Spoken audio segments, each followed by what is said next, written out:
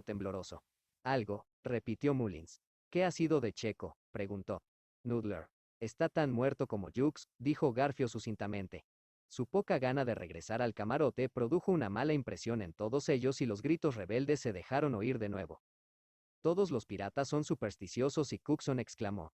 Dicen que la mejor forma de saber si un barco está maldito es cuando hay una persona más a bordo de las que debería haber. Yo he oído decir, murmuró Mullins, que siempre acaba por subir a bordo de los barcos piratas. Tenía cola, capitán.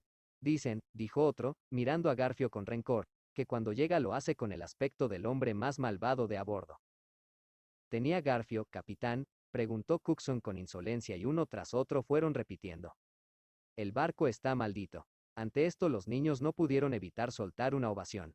Garfio había poco menos que olvidado a sus prisioneros, pero al volverse ahora hacia ellos se le volvió a iluminar la cara. Muchachos, gritó a su tripulación, tengo una idea. Abrid la puerta del camarote y metedlos dentro. Que luchen contra ese pajarraco para salvar su vida. Si lo matan, tanto mejor para nosotros. Si él los mata a ellos, tampoco hemos perdido nada. Por última vez sus perros admiraron a Garfio y cumplieron fielmente sus órdenes. Metieron a empujones en el camarote a los chicos, que fingían resistirse, y le cerraron la puerta. Y ahora, a escuchar, gritó Garfio y todos escucharon. Pero ninguno se atrevía a mirar hacia la puerta.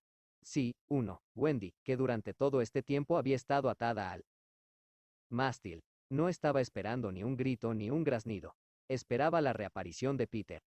No tuvo que esperar mucho. En el camarote había encontrado lo que había ido a buscar. La llave que liberaría a los niños de sus grilletes y entonces todos avanzaron en silencio, con las armas que pudieron encontrar. Después de indicarles que se escondieran, Peter cortó las ataduras de Wendy y entonces nada les habría sido más fácil que salir volando todos juntos, pero había una cosa que impedía la marcha, un juramento. Esta vez Garfio oyó, de modo que cuando hubo liberado a Wendy, le susurró que se ocultara con los demás y él mismo ocupó su lugar en el mástil, envuelto en su capa para poder pasar por ella. Entonces tomó aliento con fuerza y soltó un graznido. Para los piratas era una voz que proclamaba que todos los chicos yacían muertos en el camarote y se quedaron aterrorizados. Garfio intentó animarlos, pero como los perros en que los había convertido le enseñaron los dientes, supo que si ahora apartaba la vista de ellos se le echarían encima.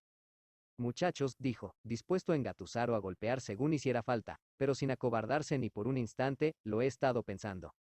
Hay un gafe a bordo. Sí, gruñeron ellos, un tipo con un garfio. No, muchachos, no, es la niña. Jamás tuvo suerte un barco pirata con una mujer a bordo. Todo irá bien cuando ella se haya ido.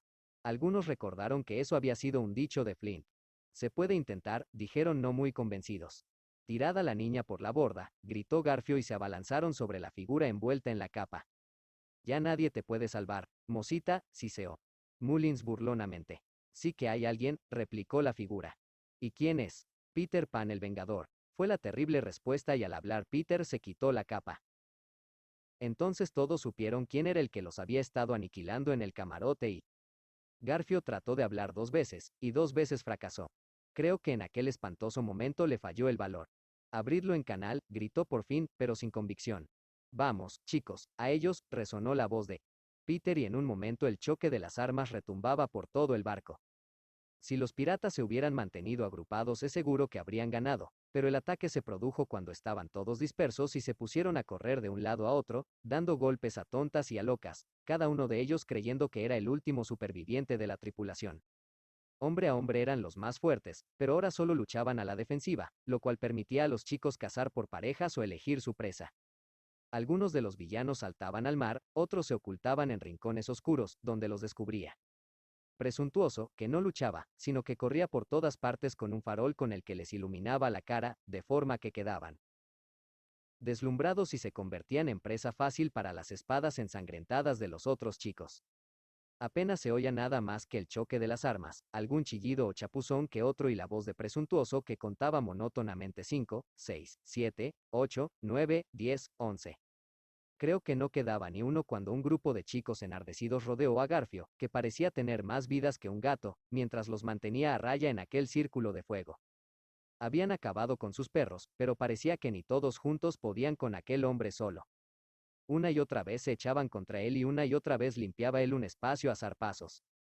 Había levantado a un chico con el garfio y lo estaba empleando como escudo cuando otro, que acababa de atravesar a Mullins con su espada, saltó en medio de la refriega. «Envainad las espadas, chicos», gritó el recién llegado, «este hombre es mío». De esta forma tan repentina se encontró Garfio cara a cara con Peter. Los demás retrocedieron y formaron un círculo a su alrededor. Durante largo rato los dos enemigos se estuvieron mirando, Garfio estremeciéndose ligeramente y Peter con una sonrisa extraña en la cara. «Bueno, Pan», dijo Garfio por fin, «así que todo esto es obra tuya». «Sí, James Garfio», fue la severa respuesta, «todo esto es obra mía». «Jovenzuelo vanidoso e insolente», dijo Garfio, «disponte a morir». «Hombre oscuro y siniestro», contestó Peter, «defiéndete». Sin mediar más palabras entraron en combate y durante un tiempo ninguna de las dos espadas llevó ventaja. Peter era un soberbio espadachín y paraba a una velocidad vertiginosa. De cuando en cuando combinaba una finta con una estocada que atravesaba la defensa de su enemigo, pero su menor envergadura no le hacía buen servicio y no conseguía hundir el acero. Garfio, apenas menos hábil que él, pero no tan diestro en el juego de la muñeca, lo obligaba a retroceder gracias al peso de sus embestidas, con la esperanza de terminar de golpe con todo mediante una de sus estocadas preferidas, que Barbacoa le había enseñado tiempo atrás en Río, pero ante su asombro descubría que esta estocada era desviada una y otra vez. Entonces trató de acercarse y dar el golpe de gracia con su garfio de hierro, que durante todo este tiempo había estado dando zarpazos al aire, pero Peter lo esquivó agachándose y, embistiendo con fuerza, lo hirió en las costillas. Al ver su propia sangre, cuyo peculiar color, como recordaréis, le resultaba repugnante, la espada cayó de la mano de Garfio y este quedó a merced de Peter. «Ahora», gritaron todos los chicos, pero con un gesto magnífico Peter invitó a su adversario a recoger su espada. Garfio lo hizo al instante, pero con la trágica sensación de que Peter se estaba comportando con buena educación. Hasta entonces había pensado que quien luchaba contra él era una especie de demonio, pero ahora lo asaltaron sospechas más siniestras. «Pan, ¿quién y qué eres?», exclamó roncamente. «Soy la juventud, soy la alegría», respondió Peter por decir algo, «soy un pajarillo recién salido del huevo». Esto, claro está, no eran más que tonterías, pero le demostró al desdichado Garfio que Peter no tenía ni la más mínima idea sobre quién o qué era, lo cual es el colmo de la buena educación. «En guardia», gritó desesperado. Luchaba ahora como un látigo humano y cada golpe de aquella terrible espada habría partido en dos a cualquier hombre o muchacho que se hubiera puesto por delante, pero Peter revoloteaba a su alrededor como si el mismo viento que levantaba lo apartara de la zona de peligro. Y una y otra vez embestía y hería. Garfio luchaba ya sin esperanza. Aquel pecho apasionado ya no pedía vivir, pero sí que anhelaba un solo favor. Antes de enfriarse para siempre, ver a Peter haciendo gala de mala educación. Abandonando la lucha corrió hasta la Santa Bárbara y le prendió fuego. Dentro de 2 minutos, gritó, el barco saltará en 1000 pedazos. Ahora, pensó, ahora se verán los auténticos modales. Pero Peter salió de la Santa Bárbara con la bomba en las manos y la tiró por la borda tranquilamente. ¿Qué clase de modales estaba mostrando el propio Garfio? Aunque era un hombre equivocado, podemos alegrarnos, sin simpatizar con él, de que al final fuera fiel a las tradiciones de su estirpe. Los demás chicos estaban volando ahora a su alrededor, burlándose con desprecio y mientras tropezaba por la cubierta lanzándoles estocadas impotentes, su mente ya no estaba con ellos. Estaba ganduleando por los campos de juego de antaño, o recibiendo los elogios del director, o contemplando el partido desde una famosa pared. Y los zapatos eran correctos, el chaleco era correcto, la corbata era correcta y los calcetines eran correctos. Adiós, James Garfio, personaje no sin heroísmo. Pues hemos llegado a sus últimos momentos. Al ver a Peter que avanzaba despacio sobre él por el aire con el puñal dispuesto, saltó a la borda para tirarse al mar. No sabía que el cocodrilo lo estaba esperando, ya que paramos el reloj a propósito para evitarle este conocimiento. Una pequeña muestra de respeto por nuestra parte al final. Tuvo un triunfo final, que no creo que debamos quitarle. Mientras estaba de pie sobre la borda volviendo la vista hacia Peter, que flotaba por el aire, lo invitó con un gesto a que empleara el pie. Esto hizo que Peter le diera una patada en lugar de apuñalarlo. Por fin Garfio había conseguido el favor que anhelaba. «Eso es mala educación», gritó burlándose y cayó satisfecho hacia el cocodrilo. Así pereció James Garfio. 17, proclamó presuntuoso, pero no había llevado bien la cuenta. 15 pagaron el precio de sus crímenes aquella noche, pero 2 alcanzaron la orilla.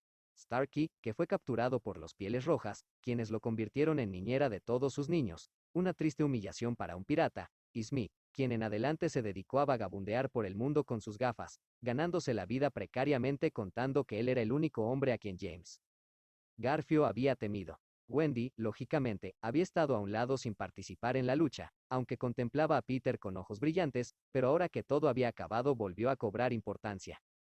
Los alabó a todos por igual y se estremeció encantada cuando Michael le mostró el lugar donde había matado a uno y luego los llevó al camarote de Garfio y señaló su reloj, que estaba colgado de un clavo. Marcaba la 1:30. Lo tarde que era resultaba casi lo mejor de todo. Os aseguro que los acostó en los camastros de los piratas bien deprisa, a todos menos a Peter, que estuvo paseando pavoneándose por la cubierta, hasta que por fin se quedó dormido junto a Tom el Largo. Esa noche tuvo una de sus pesadillas y lloró en sueños largo rato y Wendy lo abrazó muy fuerte. 16. El regreso a casa. Por la mañana, al dar las 2 campanadas ya estaban todos en marcha, pues había Mar Gruesa y Lelo, el contramaestre, estaba entre ellos, con un cabo en la mano y mascando tabaco. Todos se pusieron ropas piratas cortadas por la rodilla, se afeitaron muy bien y subieron a cubierta, caminando con el auténtico vaivén de los marineros y sujetándose los pantalones. No hace falta decir quién era el capitán. Avispado y John eran el primer y segundo oficiales. Había una mujer a bordo. Los demás servían como marineros y vivían en el castillo de proa. Peter ya se había atado al timón. Pero llamó a todos a cubierta y les dirigió un breve discurso, en el que dijo que esperaba que todos cumplieran con sus obligaciones como unos valientes, pero que sabía que eran la escoria de Río y de la Costa de Oro y que si se insubordinaban los haría trizas. Sus bravuconas palabras eran el lenguaje que mejor entienden los marineros y lo aclamaron con entusiasmo. Luego se despacharon unas cuantas órdenes e hicieron virar el barco, poniendo rumbo al mundo real. El capitán Pan calculó, después de consultar la carta de navegación, que si el tiempo continuaba así deberían arribar a las Azores hacia el 21 de junio, tras lo cual ganarían tiempo volando. Algunos querían que fuera un barco honrado y otros estaban a favor de que siguiera siendo pirata, pero el capitán los trataba como a perros y no se atrevían a exponerle sus deseos ni siquiera con una propuesta colectiva. La obediencia instantánea era lo único sensato.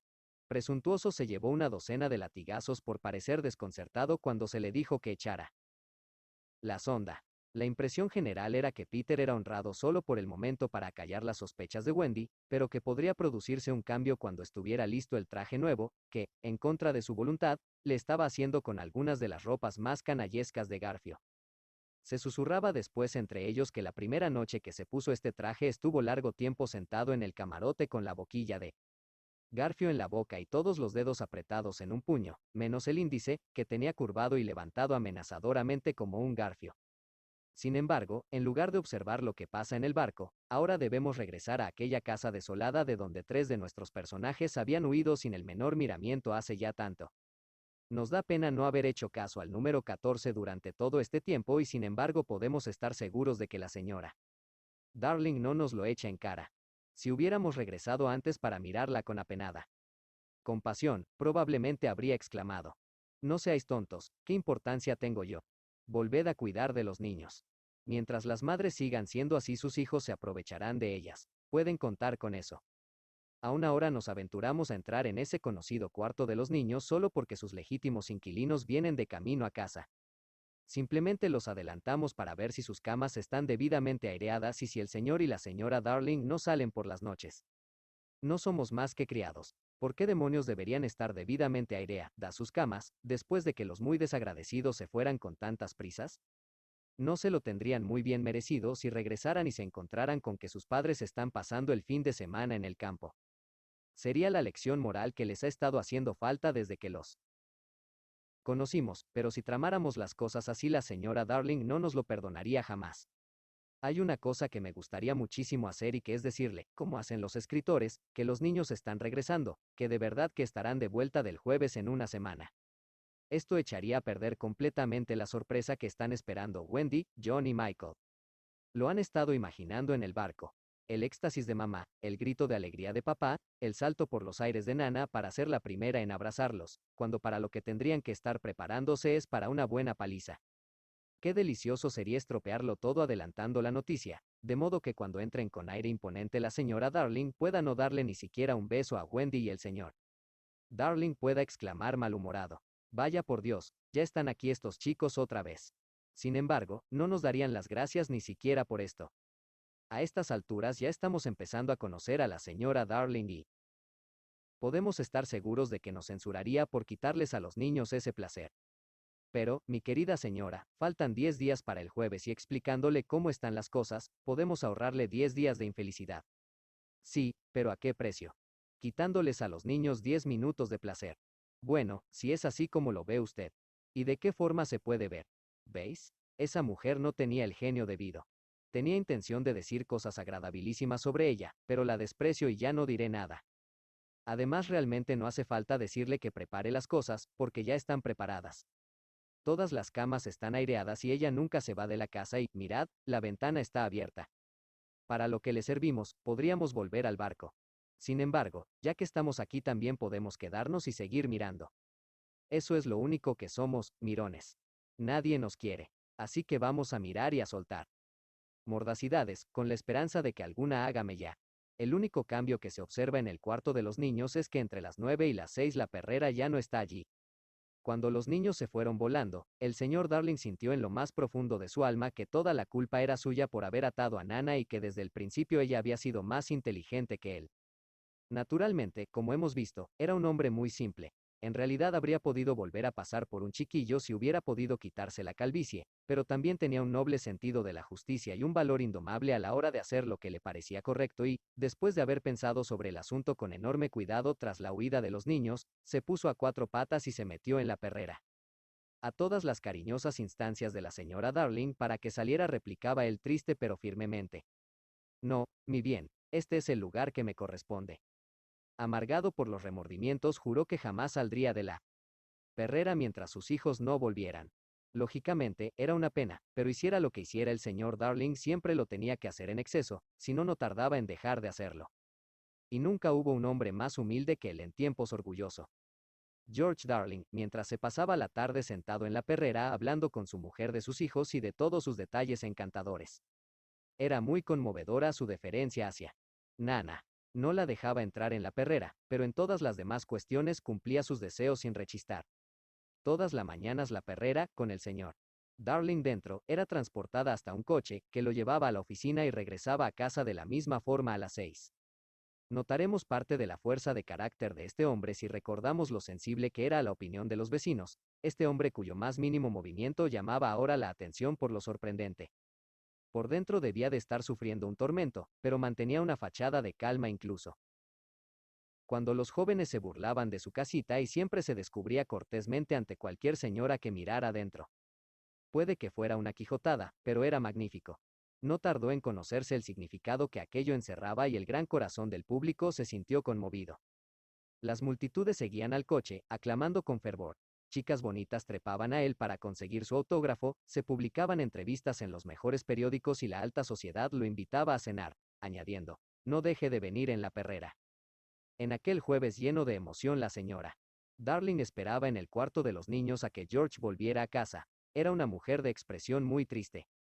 Ahora que la miramos de cerca y recordamos su animación de días pasados, desaparecida ahora porque ha perdido a sus niños, me parece que después de todo no voy a ser capaz de decir cosas desagradables de ella. La pobre no podía evitar sentir demasiado cariño por esos monstruitos. Miradla ahí en su butaca, donde se ha quedado dormida. La comisura de su boca, que es lo primero que uno mira, está casi marchita. Su mano se mueve inquieta sobre el pecho como si le doliera. A algunos les gusta más Peter y a otros les gusta más Wendy, pero yo la prefiero a ella.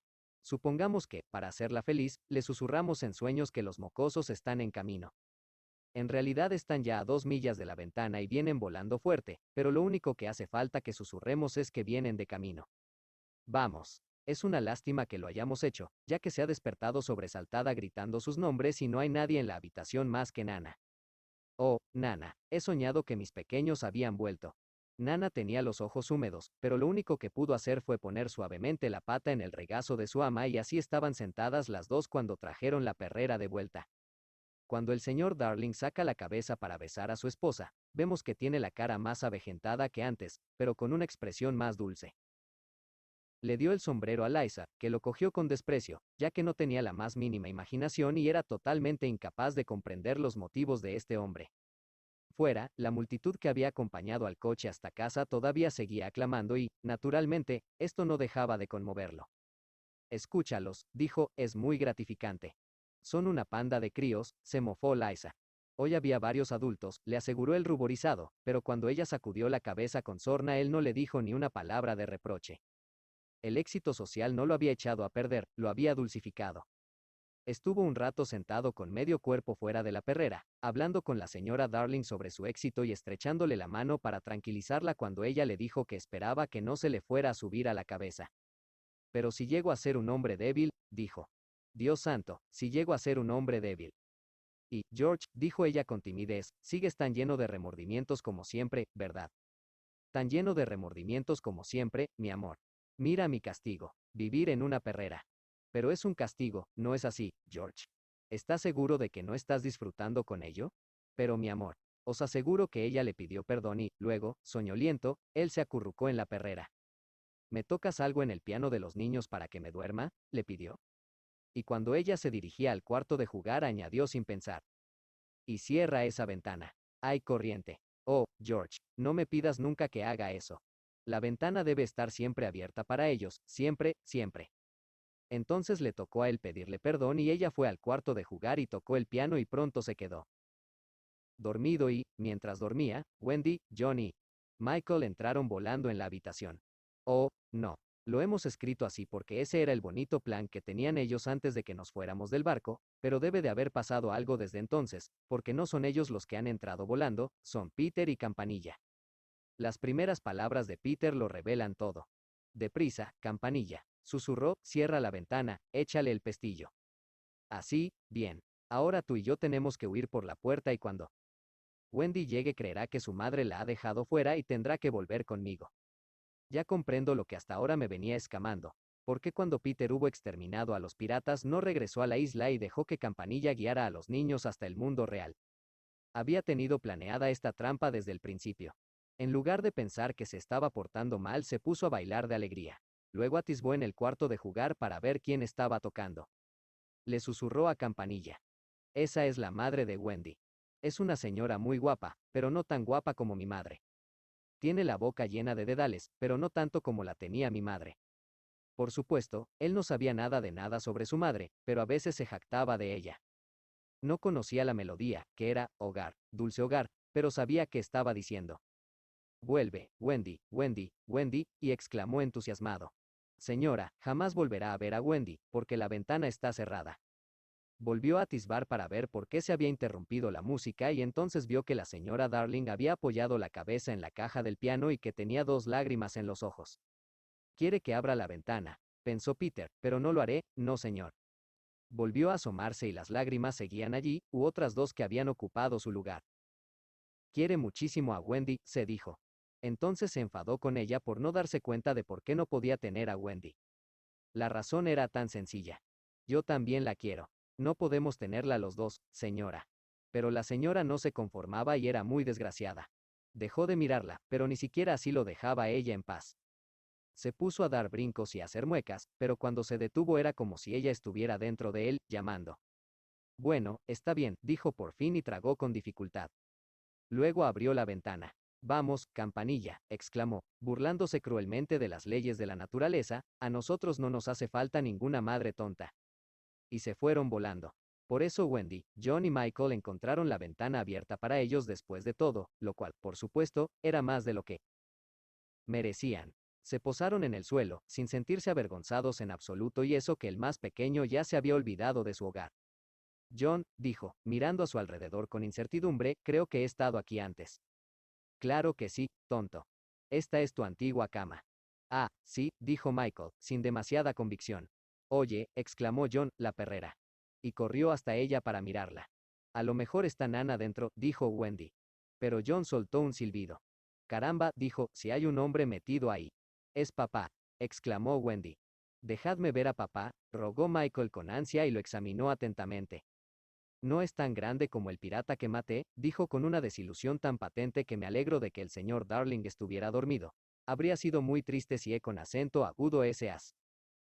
Hubieran sido las primeras palabras que le oyera decir a su pequeño Michael. Wendy y John se habían quedado algo pasmados al encontrar a su padre en la perrera.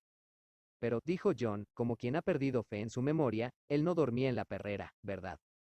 John, dijo Wendy con voz entrecortada, quizás no recordamos nuestra antigua vida tan bien como creíamos. Se quedaron helados y bien merecido que se lo tenían. Qué poco delicado por parte de mamá. Dijo el bribonzuelo de John, no estar aquí cuando regresamos. Entonces la señora Darling se puso a tocar de nuevo. Es mamá, exclamó Wendy, asomándose. Pues sí, dijo John.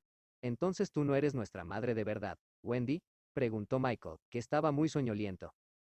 Dios mío, exclamó Wendy, con sus primeros remordimientos auténticos. Desde luego, ya iba siendo hora de que volviéramos. Vamos a entrar sin hacer ruido, propuso John, y a taparle los ojos con las manos. Pero a Wendy, que se dio cuenta de que debían dar la grata noticia con algo más de suavidad, se le ocurrió un plan mejor. Vamos a meternos todos en la cama y a quedarnos ahí cuando entre, como si nunca nos hubiéramos ido. Y por eso cuando la señora Darling volvió al cuarto de los niños para ver si su esposo estaba dormido, todas las camas estaban ocupadas. Los niños aguardaban su grito de alegría, pero este no se produjo. Los vio, pero no se creyó que estuvieran allí. Es que los veía en sus camas tan a menudo al soñar que se pensó que aquello no era más que el sueño que seguía rondándole por la cabeza. Se sentó en la butaca junto al fuego, donde en otros tiempos los había amamantado. Ellos no lo entendían y un miedo helado se apoderó de los tres.